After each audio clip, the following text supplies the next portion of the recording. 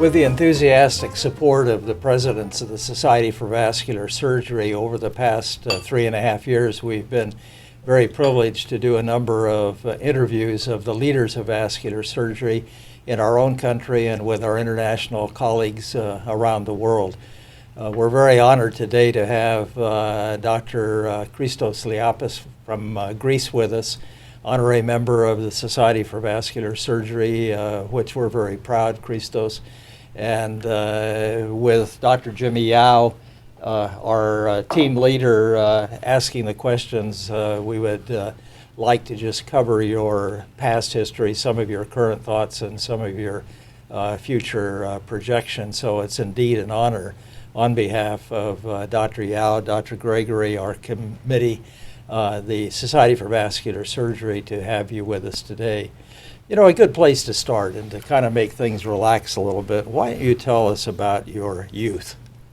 My youth. Okay. Well, first I thank you very much for the invitation. It really humbles me. I mean, you said you're interviewing leaders in vascular surgery. I would never consider myself a leader. But I'm grateful for the invitation and congratulations for all the great work you're doing. My youth. Okay, my youth. I was born in a very beautiful place in Greece, in a unique place. All the birthplaces are unique, but this is really one of a kind.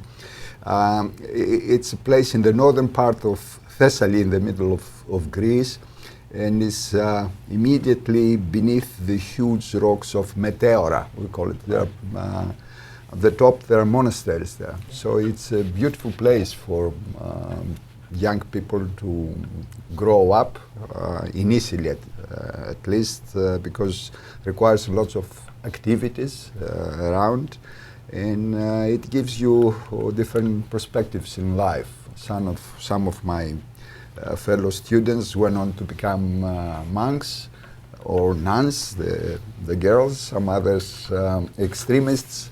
So it's a unique place. It's a unique. Well, there's so many things that are unique in Greece, and the thing that comes to my mind immediately is what Lord Byron said more than 100 years ago, the British author, we are all Greeks because we've inherited it so much in art and medicine and government and everything else along those lines. So in that type of a background, where did medicine begin to become of interest to you? Well, my father was a physician. And a physician in a very difficult place and in a very difficult period, because immediately we had the war. My birthplace was completely destroyed by Germans, They burned it down. That's an interesting story. First they sent the Italians to bombard the area with airplanes, and they did try and avoid doing this. I mean, they were throwing bombs around. Then the Germans came in and they did much better work. They burned house after house after house, but of course that's history. My father was a physician there, covering an area of around 70,000 people. And it was after the war, there were no roads. The usual way of going to see the patients was on a mule. And under very, very difficult conditions. He was, let's say, my role model in becoming, or he influenced me very much in becoming a medical doctor. Did you make house calls with him on mules? Oh yes, indeed, yeah. Yeah. No, that's outstanding. Yeah, well. Did he do surgery as well? He did everything. He did surgery. He then developed what we call like a small clinic, governmental small clinic with 2 midwives, and about 12 beds.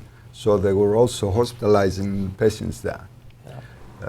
So he was doing some minor surgery, of course, on both people and animals. There were no veterinary doctors at the time there.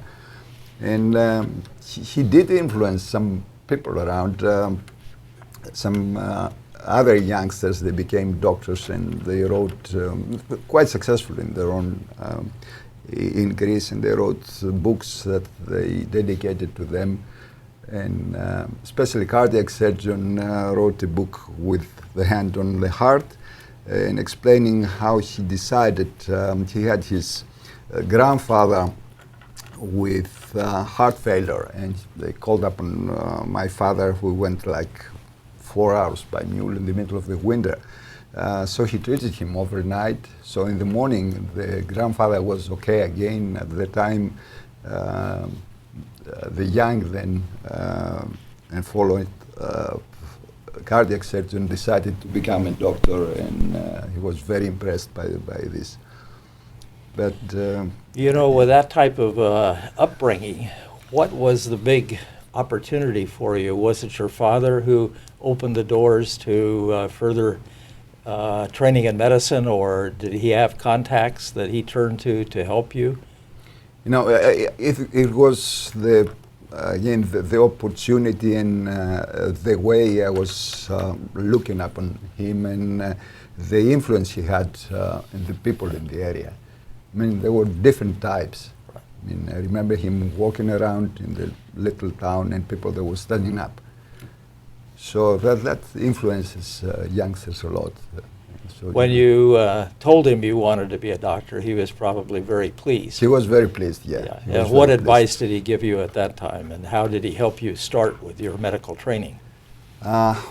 Well, the advice is that the patients come first, and if you're good with the patients, you're going to be successful doctor. And again, that the patient is always in a vulnerable position, and you should never take advantage of someone who is in a vulnerable position. And at the end, you're going to be successful in doing so. What was the closest medical school to where you were living, and was it in Thessaloniki? Thessaloniki and Athens.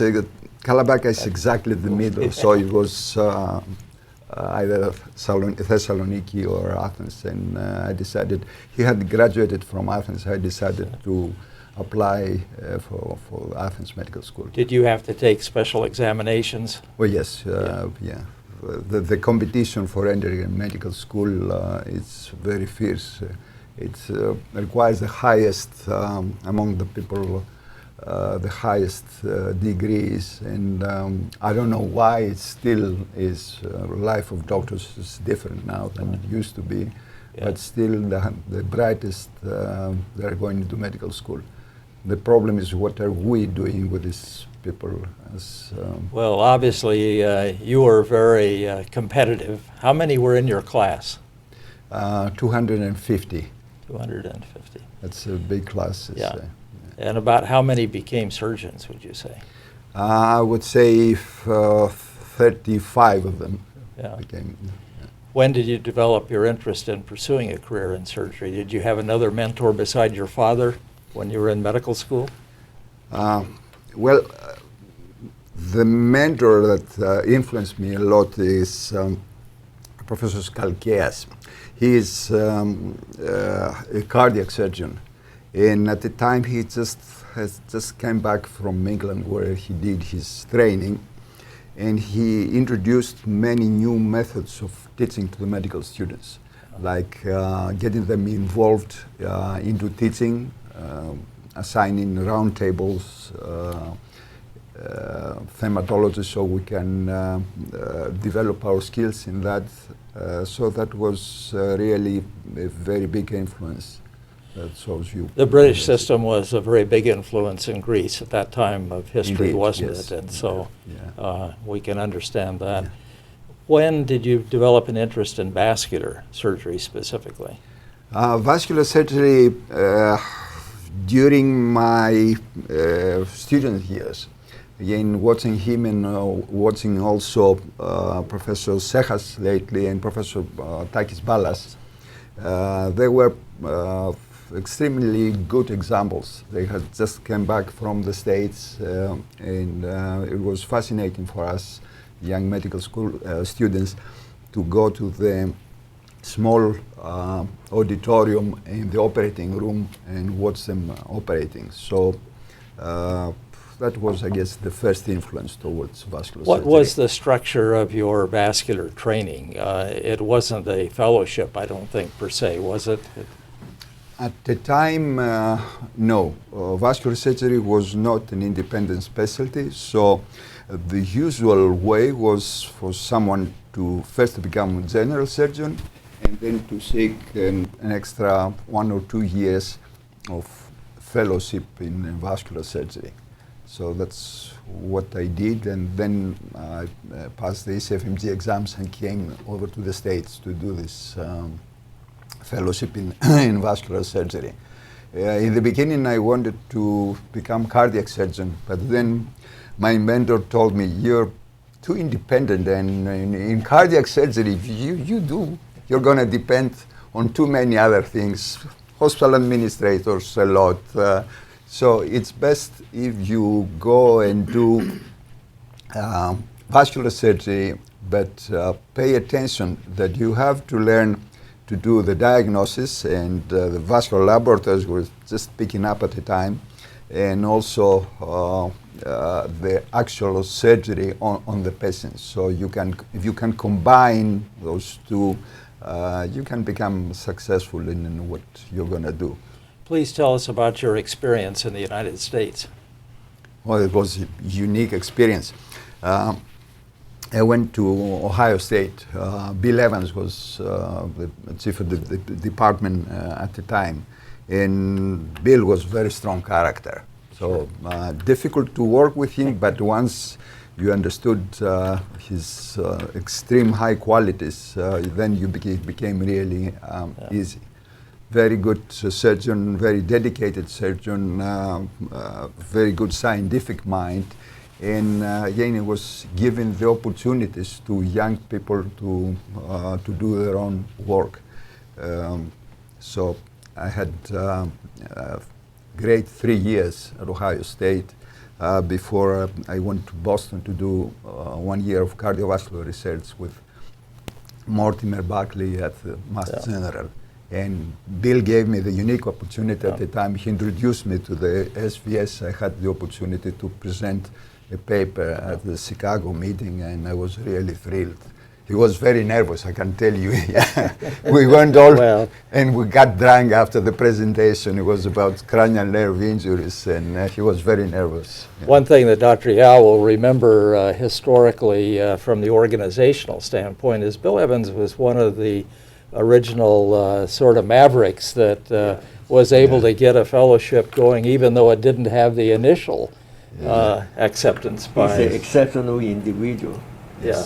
So, and obviously your time here in Boston was unique too, wasn't it?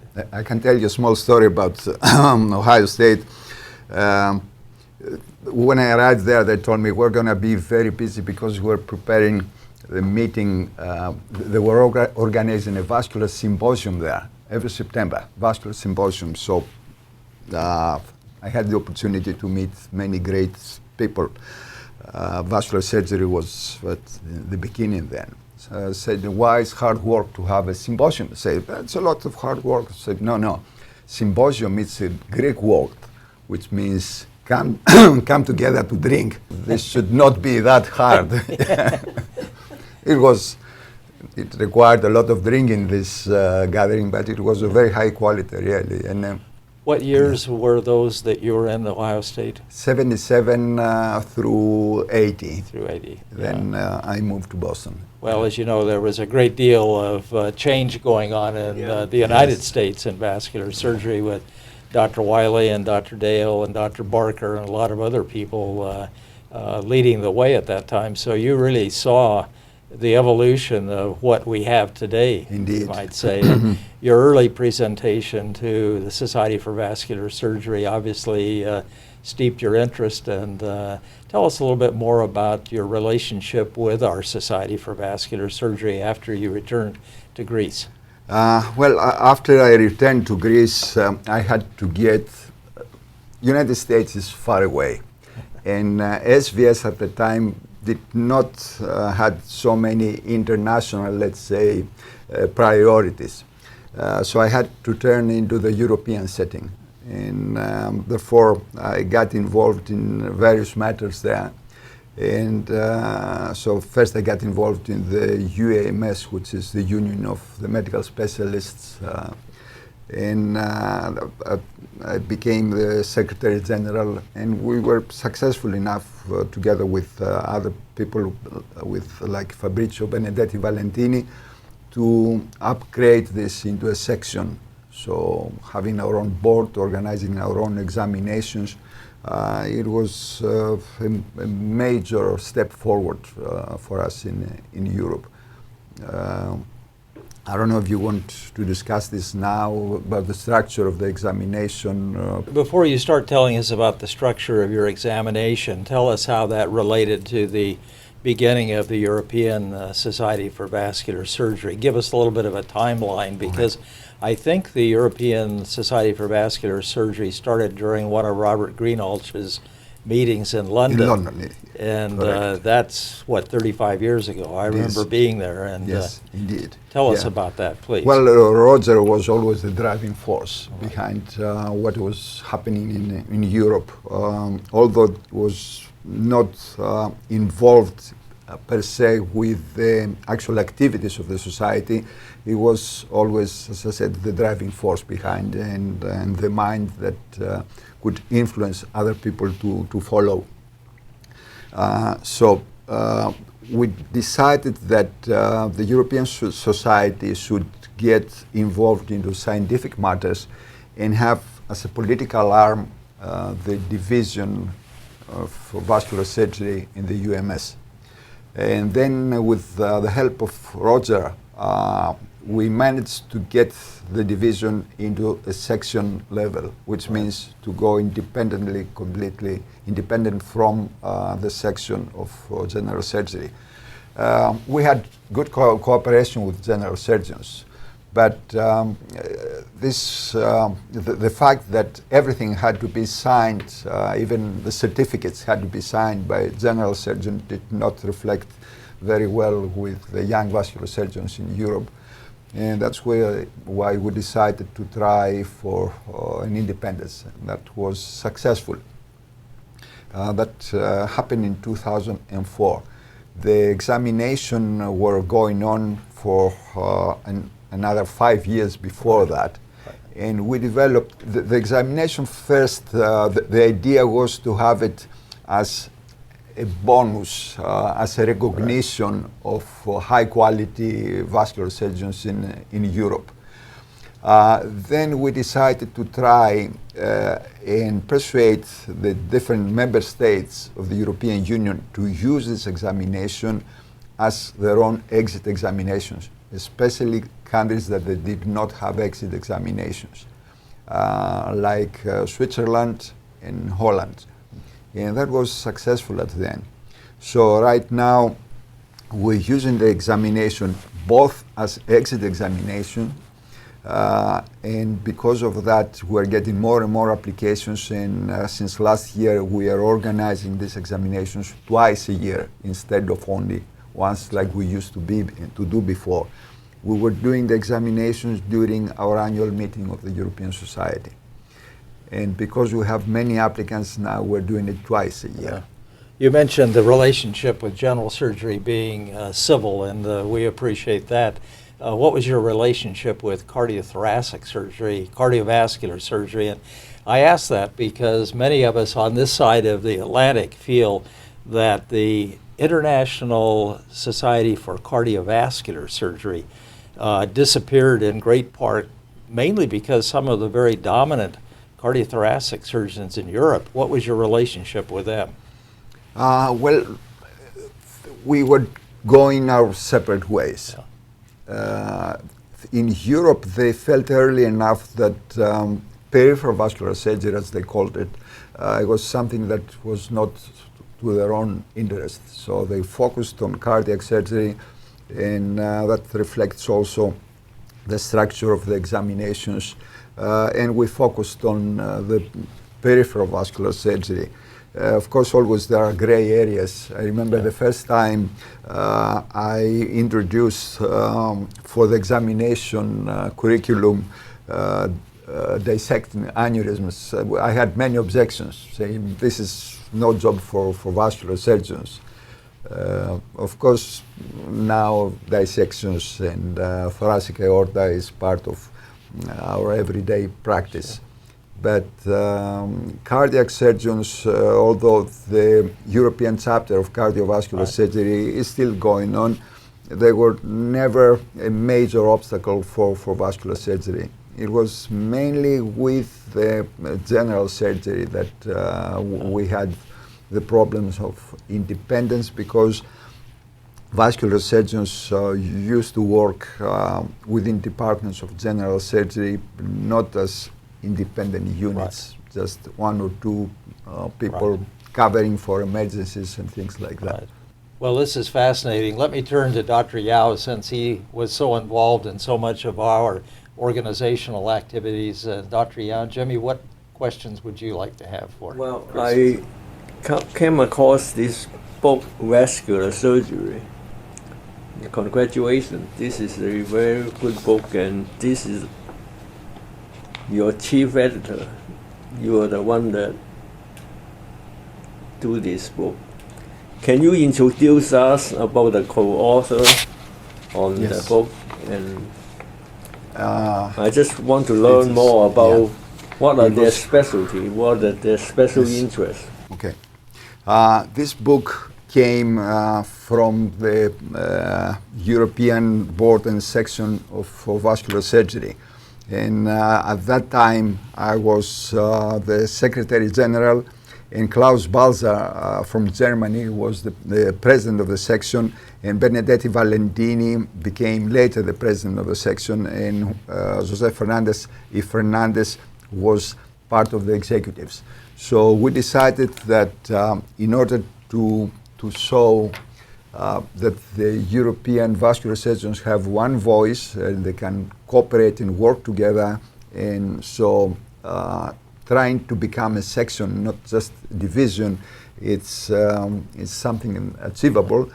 We decided to publish this book, and I cannot claim that it's of high scientific quality, but it helped us politically, and it helped us also introducing new things to the European vascular surgeons, like endovascular techniques, and some of the chapters they're still valid today. Yeah. We translated this book in Greek and Portuguese and Polish, and we're still using this. While we're thinking about languages and names, you know, one of the fascinating origins of Jose Fernandez's name, has he ever told you that story? No, the reason I ask, and it just takes a minute, he turned to his chief, who was Cid dos Santos, and he said, my name is Jose Fernandez. He said, nobody will ever remember me because Fernandez is such a common name in Portugal. Yeah. And the professor said to him, well, just add an and repeat the name. So he changed his name to Jose Fernandez, and everybody knows who he is because of that. Absolutely. Now, in this book you mentioned, it's all Europe. Tell us what's so special in your book in terms of European vascular surgery. I read the chapter by Ballas on the European history, which was very well done. You know, there's a lot of history in Europe on vascular surgery. Maybe you can tell us a little bit what's so special about this book in terms of European vascular surgery. Well, the Takis Ballas did a wonderful job, of course. He is very dedicated to the subject, and he was wise enough from the beginning to collect photos of all his activities and all the travels around the world. So it's invaluable, really. So that was a very good beginning for the book itself.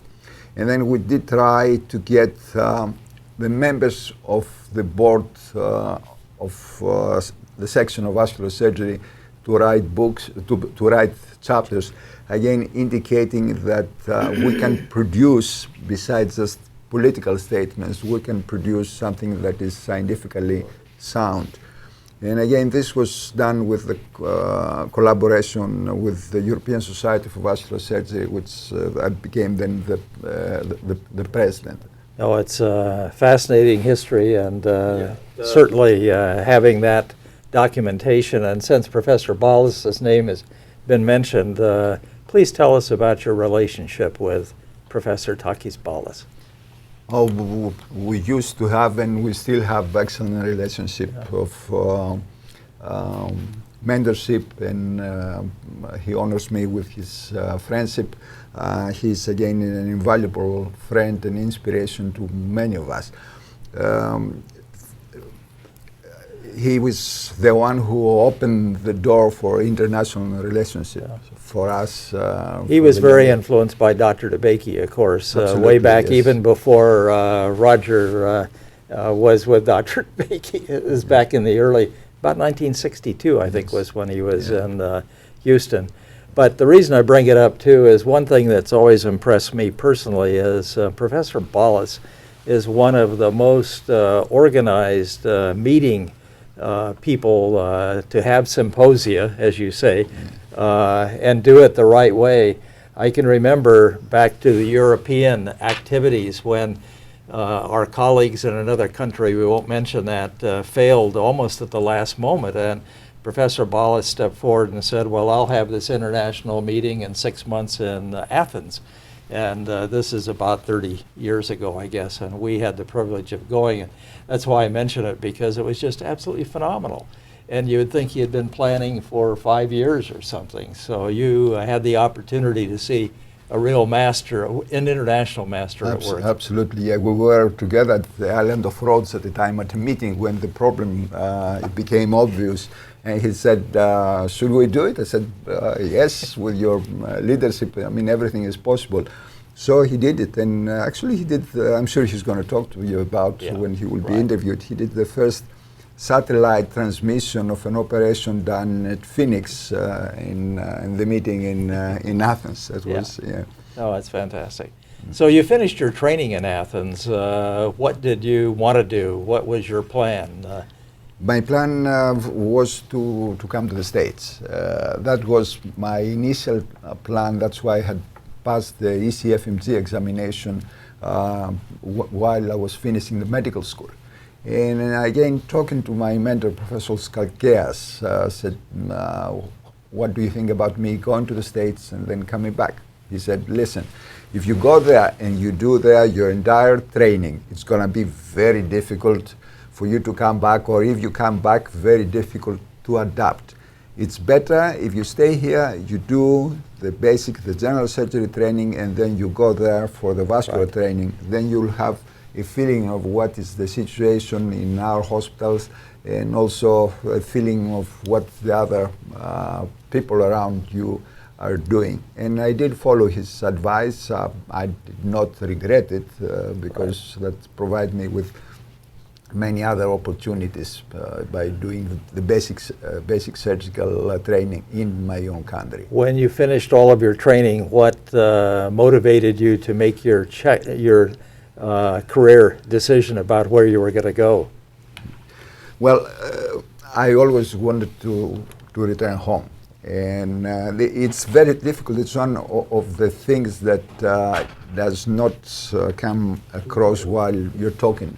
Young people are coming from abroad to the States, and they start looking for opportunities to stay here for good and for very good reasons. But I had my mind set to come back. The turning point in doing so, I guess, when I did not want to stay any longer at Ohio State because I had an excellent offer to stay there permanently, and I said, no, I want to go home. And before going home, I want to spend 1 year doing just research, cardiovascular research, and what a better place than going to Mass General. That was a very good year. And, Boston is a great city to live, and Mass General was at the time, and still is, of course, the hospital. So by doing so, I prepared my return back home to the University of Athens. Your mentor had warned you that it might be difficult to adapt in your return. And how did you make the decision of where you would go in Greece? Well, it was at the time quite obvious that if you wanted to do at the time vascular surgery, Athens was the only place. So I had to find a place there at the university. Yeah. So I got an assistant professorship there at the university, and I returned home. Later on, things have improved a lot. Again, Professor Skalkias developed unique research facilities in Athens with the financial help of the European Union. It's a fantastic place, really. It's around 50,000 square meters with 7 research institutes there, and it's an ideal place for translational medicine. So we're doing all our work in experimental atherosclerosis, and also we're doing part of the teaching of vascular and endovascular techniques for young people. With such an outstanding organization, do you have international scholars with you now, like you were at Ohio State and Mass General, or are you paying that debt back, you might say, by having your own scholars? Absolutely, yes. We are focusing mainly on middle and southern part of Europe, and also the Middle East. So every year we do have a scholar. Right now we extend our scholarship programs to China. So we're having one vascular surgeon who will stay with us for 6 months. And there are another 2 Chinese physicians who stay in the hospital there for 1 month period. Having said that, I have to say a few things about the hospital where I work.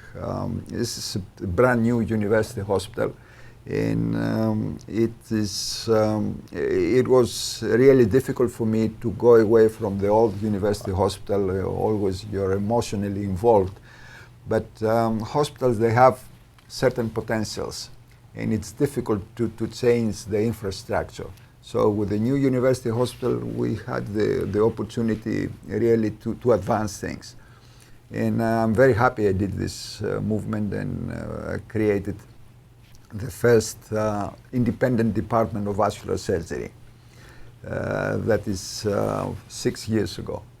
We're very happy, and we're working very closely with interventional radiologists there at the hospital. And because endovascular surgery, it's not part of the curriculum, the official curriculum of vascular surgery, we had to develop a master's program in endovascular techniques. This is 1 year duration, and with the cooperation of all the vascular schools, of all the medical schools in the country. They sent over the residents and some more senior people than just the residents. And we do this every Friday and Saturday. This is the theoretical part. Then they have to go through the use of simulators, and they also have to fill out the logbook, some of them in our department, some of them in the other departments. This is really what gives me most satisfaction the last 5 years that I'm running this program. This was done in collaboration with the University of Milano Bicocca with Giorgio Biasi. Yeah. Again, it was a very good way of improving the training part in Greece, because for us, the government has a very heavy hand on what the curriculum is, and it's very difficult to change the curriculum. We did try to introduce endovascular techniques. It was impossible. We tried to introduce the use of ultrasounds to the vascular surgeons to be able to read and do ultrasounds. And we could not do it within this 7 years. The duration of training is 7 years. So what we're doing now is we have another 6 months for ultrasounds, people are getting sent to specific centers to get training, and they undergo an examination at the end. And we have this 1-year program for endovascular techniques. So it's a total of 8.5 years of training. It's a very long period. You've mentioned the training of 8.5 years. You know, one of the problems, and you've seen it in the United States, is that our medical students don't want to commit to long training periods. And that's one of the reasons in the Society for Vascular Surgery a number of years ago we started a 0-5 program that allows medical students to go right into vascular surgery, and that seems to be increasingly successful. Do you have any thoughts about the differences? I think that this is the way forward. Really, to try and extend constantly the training period is not going to work. We saw this happened in England, where the residents simply refused a few years back to get the additional training in endovascular, and they paid for this because now they're trying to integrate endovascular training during the curriculum. So I think going this 0-5 programs is the way forward. The only way for this to be, of course, to be successful is if you have strong departments of vascular surgery. To me, and I believe by talking to residents in various countries, the universal feeling is that they've been mistreated while they're doing this 2 or 3 years in general surgery. They do not get the attention they deserve. They've been looked up as not equals with the residents that they will continue in general surgery. So I think it's our responsibility to find ways to both train our residents in open surgical techniques and at the same time not to extend the training periods. You emphasize the benefit of having your translational research, and that sounds like you've really made a phenomenal progress in your efforts. 2 basic questions related to that. We know that in Europe it's easier to do clinical research than in the United States because of the FDA and the equivalent in Europe. Would you comment on that for us? At least it used to. For the last couple of years, it's getting more and more complicated in Europe to do so. And when we're trying to imitate the system, unfortunately, we're very bad students. We're creating such a bureaucracy and red tape that is unbelievable. What we're facing right now, it's nothing compared, of course, to what you have to go through FDA. Right.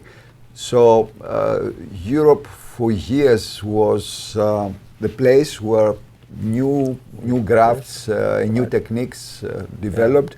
I'm confident now that with the new, little bit more relaxed ways of having the advantage to use new drugs and new devices in the States as well, this balance will come back. The other question is related to funding, and our National Institutes of Health now are funding only 8% of the submitted protocols, so it's almost a lottery. And we've heard from some of your colleagues very recently that in the European Union there is reasonably good research funding if people just get organized and submit their protocols. Is that the way you read it? It is indeed. Again, it's difficult, because there are many countries and many modalities that you have to go through in order to get the funding. But generally speaking, still the European Union, it's a good source for research money, and it's a good source also for money for training. And this is something that we have not been able so far really to take advantage. I mean, the other fields in medicine besides vascular surgery that they have a lot of advancements in this. Right now, what to achieve through programs from European Union was to build a new teaching facilities in my hospital, and also to have these facilities equipped with simulators and things like that. And that was a tremendous help. Let me turn back to Dr. Yao again for any final questions you might have, please. Yes, you know, the ISCVS and SVS have merged together. So ISCVS, which is international, you think that would affect our international exchange between your country and our country? Or what do you think we should do to improve more international exchange? The society is very interested to develop chapters in different countries. We also have the international membership now for SVS. We also give out the visiting scholar for young surgeons. Would you like to encourage your staff to apply for it? What's your thought about that? I think this is a great initiative. In my mind, because I did my training in the States, maybe I'm biased about it. United States have the best medicine in the world, and you also have the responsibility to give the advantage to young people from other countries to take part in this the training part in the States. So giving fellowships, to me, that will be the most effective way of increasing the influence of the SVS to the world. Of course, creating chapters, it's a good way of having presence in various meetings, but again, to me, the focus should be on fellowships. Fellowships, short duration, long duration fellowships. I know it's quite difficult with the regulatory mechanisms in various states, but you always find ways of overcoming it. I'm trying, and I think we were quite successful in sending a couple of our best trainees to the States to continue the training. Some of them, they will never come back. I have one that I sent over to Mike Macaroon for 6 months. It's now been 3 years. He said, don't touch him. He's going to stay here for the duration. That's all right. And I was very pleased yesterday during the international part of the meeting that there were 3 Greeks, one from my own institution and another 2 from Germany, presenting papers here. We do have some really excellent trainees and excellent medical students, and that's because we're picking up through the examination the brightest. The problem in my mind is that we are not taking advantage of this, and we disappoint the young people by not giving them enough attention or enough opportunities afterwards to become what they dreamed on when they came on to medicine. And maybe if you permit me one thing, I strong believer that independence is the way forward for vascular surgery, not from the point of view of doctors only, from the point of view of the patients mainly. I think it has been proven that in countries, at least in Europe, where vascular surgery became independent, the quality of the vascular surgery services improved tremendously. And this has been proven by the adaptation of the new techniques. We use what we call endovascular index, meaning how many endovascular operations per 100,000 people. And we see an increase. I think this is, of course, having good relationship with, but on an equal basis with the other specialties that puts us in a good position to negotiate and take care of our own. That's one thing. We've gone a whole hour and we haven't mentioned cardiology or interventional radiology once. So now that you say you have a good relationship with them, tell us a little bit more about how that relationship works. Well, each one of us has its own sector inside the hospital, but we cooperate. Like, I don't mind if an interventional radiologist comes to me and say, I have a patient with an aneurysm. Would you please admit this patient to your service? He's going to be under your own care, and I will come with you into the operating room and do the surgery. No objection whatsoever. At the same time, and because of lack of space, we're doing the peripheral interventions into the radiology suite. And also we're doing few of our carotids into the radiology suite. I believe that they have better equipment there. And while working with the radiologists, each one of us can do a part of the procedure in a much safer for the patient way. So if I have a problem navigating the arch, then the radiologist will help me. I will always do the passing of the wire and the stent through the stenosis carotid because I have a much better feeling on what the carotid stenosis it's all about. So up to now we have excellent relationship, but again this is built in personal communication with other people. The same with the cardiologist. If they want to do a TAVI procedure, we're very happy to help them to navigate through a difficult external iliac artery. So up to now, at least in our university hospital, we don't have any major turf wars, and I hope this will continue. Well, that's a very positive way to end up the hour. Dr. Yao, do you have a last question for Dr. Liapis? We welcome you to join us for this conversation. We thank you for coming. Thank you very much. Again, it was a privilege and a dream while I was doing my training here to sometimes become member of the SVS. It was very difficult at the time. I remember the struggle of the people to become first. They were becoming an ISCVS and then to improve to the SVS. So when I became a distinguished fellow, it was really thrilled. Well, we're very honored on behalf of the society. Thank you very much. Thank you. Thank you. It was great.